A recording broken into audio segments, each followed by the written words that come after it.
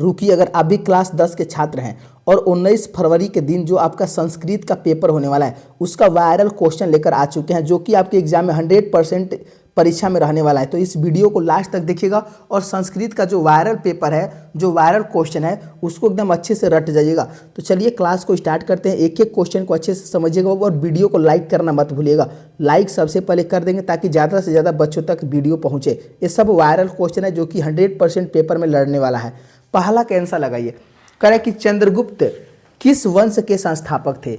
तो चंद्रगुप्त जो थे किस वंश के संस्थापक थे? मौर्य वंश, मुगल वंश, परमार वंश, इनमें से कोई नहीं। तो याद रखेंगे मौर्य वंश के संस्थापक थे, यानी ऑप्शन ए आपका सही हो जाएगा। ऑप्शन ए को याद कर लेंगे।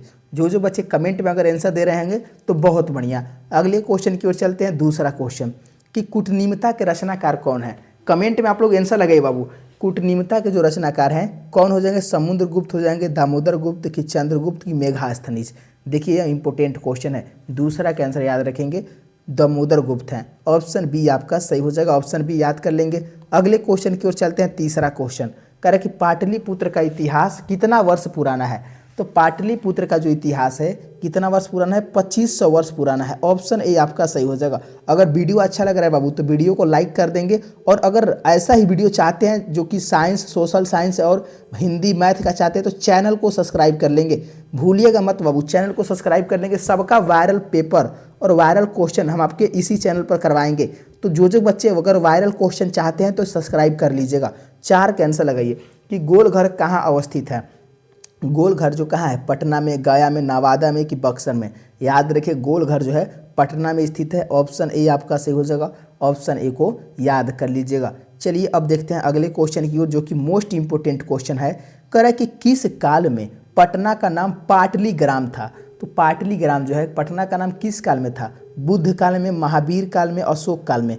तो याद रखेंगे बुद्ध काल में था। किस काल में था? बुद्ध काल में, जो कि यह क्वेश्चन कई बार आपके एग्जाम में आ चुका है। तो इस बार 19 फरवरी को प्रथम पाली और दूसरे पाली दोनों में रहेगा। और एक बात बताइए कि आप लोग का कौन से पाली में एग्जाम है? प्रथम पाली में है कि दूसरे पाली में है? सारे बच्चे लिखेंगे कि आप लोगों का कौन कौन पाली में एग्जाम है। जिनका जिनका प्रथम पाली में वो कमेंट करिए, और जिनका द्वितीय पाली में वो भी कमेंट करेंगे। चलिए 6 का आंसर लगाइए कि आलसियों को कौन अन्न और वस्त्र देते थे? तो आलसियों को कौन अन्न और वस्त्र देते थे? बुद्धवीर देते थे, कर्मवीर की, धर्मवीर की, वीरेश्वर? याद रखिए वीरेश्वर देते थे। ऑप्शन डी आपका सही हो जाएगा। ऑप्शन डी को याद कर लीजिएगा। चलिए अगले क्वेश्चन की ओर देखते हैं। 7वां क्वेश्चन कह रहे वीरेश्वर नाम का मंत्री कहाँ रहता था? वीरेश्वर नाम का जो मंत्री है कहाँ रहता था? मिथिला में रहता था। इसको भी याद कर लेंगे। ऑप्शन बी सही हो जाएगा, मिथिला में। चलिए अगले क्वेश्चन की ओर चलते हैं। 8वां क्वेश्चन कह रहे भीषण भूख लगने पर भी कौन कुछ नहीं कर सकता है? तो भीषण भूख लगने पर जो आलसी लोग होते हैं ना वो कुछ नहीं कर सकते हैं। ऑप्शन ए आपका सही हो जाएगा। ऑप्शन ए को याद कर लीजिएगा। अगले क्वेश्चन की ओर चलते हैं। 9 क्वेश्चन कि आलस कथा पाठ के लेखक कौन है? आलस कथा पाठ के जो लेखक है ना विद्यापति जी हैं। कौन है बाबू? आप लोग कमेंट करिए बाबू। ये सब इंपॉर्टेंट क्वेश्चन है। ऑप्शन ए को याद कर लेंगे। और देखिए आप लोग लाइक कर लीजिए बाबू, इतना मेहनत करते हैं आप लोगों के लिए। लाइक और सब्सक्राइब कर लीजिए। बहुत सारे बच्चे ऐसे हैं जो अभी तक चैनल को सब्सक्राइब नहीं किए हैं, तो आप लोग कर लीजिएगा। इससे आपको ही बाबू फायदा होने वाला है, जो कि वायरल पेपर आपको मिलने वाला है। चलिए 10 का आंसर लगाइए। आलस कथा किस प्रकार की कथा है? बताइए। तो आलस कथा जो है ना किस प्रकार की कथा है? तो व्यंग्यात्मक कथा है। ऑप्शन ए आपका सही हो जाएगा। ऑप्शन ए को याद कर लीजिएगा। चलिए नेक्स्ट क्वेश्चन देखते हैं। 11 क्वेश्चन कह रहे मनुष्य को कौन नष्ट कर देता है? कमेंट करिए। मनुष्य को कौन नष्ट कर देता है? धन, धर्म, आलस की, इनमें से कोई नहीं? तो याद रखें आलस जो होता है वो मनुष्य को नष्ट कर देता है। ऑप्शन सी आपका सही हो जाएगा। ऑप्शन सी को याद कर लेंगे। चलिए अगले क्वेश्चन की ओर चलते हैं। 12 क्वेश्चन कि मिथिला का मंत्री कौन था? मिथिला का जो मंत्री था कौन था? बुद्धवीर था, कर्मवीर की, धर्मवीर की, वीरेश्वर? वीरेश्वर था। ऑप्शन डी सही हो जाएगा। ऑप्शन डी को याद कर लेंगे। अगले क्वेश्चन की ओर चलते हैं। कह रहा है 13 क्वेश्चन की आलस कथा पाठ कहाँ से संकलित है? यानी आलस कथा जो पाठ है कहाँ से लिया गया? अग्नि पुराण से, पुरुष परीक्षा, रामायण से कि महाभारत से? देखते हैं 13 का सबसे पहले किनका आंसर आता है कमेंट में। तो याद रखें पुरुष परीक्षा से लिया गया है। ऑप्शन बी आपका सही हो जाएगा। ऑप्शन बी को याद कर लेंगे। चलिए और एक बात कमेंट करेगा कि आप लोगों की एग्जाम की तैयारी अच्छे से पूरी हो गई है ना? मात्र 2 से 3 दिन का समय बचा हुआ है। तो एक बार कमेंट करेंगे एग्जाम की तैयारी कौन कौन बच्चे को अधूरा है। जो बच्चे अधूरे हैं कमेंट करेंगे और चैनल को सब्सक्राइब कर लेंगे, उनका भी पूरा हो जाएगा। चलिए मैथिल कोकिल के नाम से कौन प्रसिद्ध था? मैथिल कोकिल के नाम से कौन प्रसिद्ध था बाबू? 14 का आंसर क्या हो जाएगा? याद रखें, विद्यापति जी थे। ऑप्शन ए आपका सही हो जाएगा, ऑप्शन ए को याद कर लेंगे। चलिए नेक्स्ट क्वेश्चन देखते हैं, 15 क्वेश्चन कि आलसी पुरुष कितने थे? याद रखें 4 आलसी पुरुष थे। ऑप्शन सी और डी दोनों में दिया हुआ है, तो ऑप्शन सी और डी दोनों सही हो जाएगा, ध्यान रखेंगे। चलिए 16 क्वेश्चन कह रहा है कि पटना के किस दिशा में गंगा नदी प्रवाहित होती है? तो पटना के किस दिशा में गंगा नदी बहती है? दक्षिण दिशा में, पूरब दिशा में, उत्तर दिशा में कि पश्चिम दिशा में? याद रखेंगे उत्तर दिशा में गंगा नदी बहती है। ऑप्शन सी आपका सही हो जाएगा, ऑप्शन सी को याद कर लेंगे।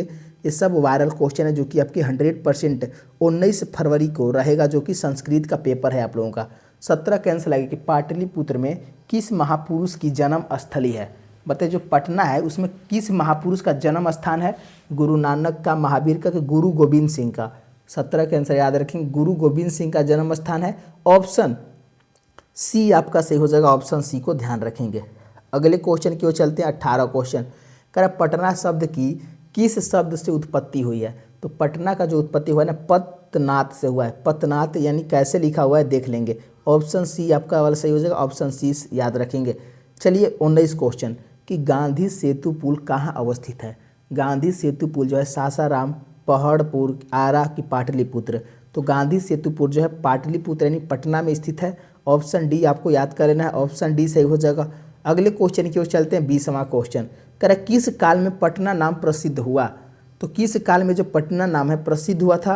प्राचीन काल, मध्यकाल की आधुनिक काल में? तो 20 का जो आंसर हो जाएगा ऑप्शन, हमको लग रहा है बी हो जाएगा, ऑप्शन बी को याद कर लेंगे। मध्यकाल में प्रसिद्ध हुआ था, ऑप्शन बी सही हो जाएगा।